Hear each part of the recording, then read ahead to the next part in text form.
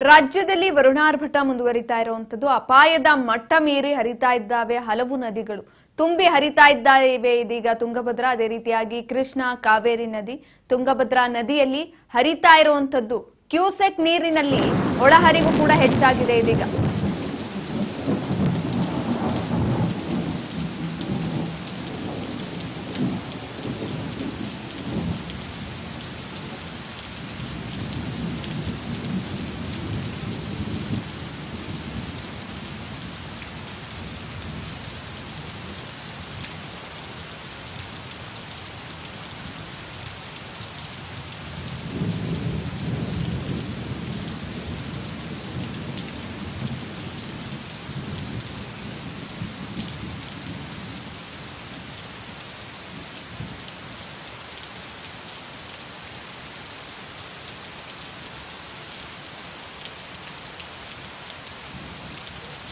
ರಾಜ್ಯದಲ್ಲಿ ವರುಣಾರ್ಭಟ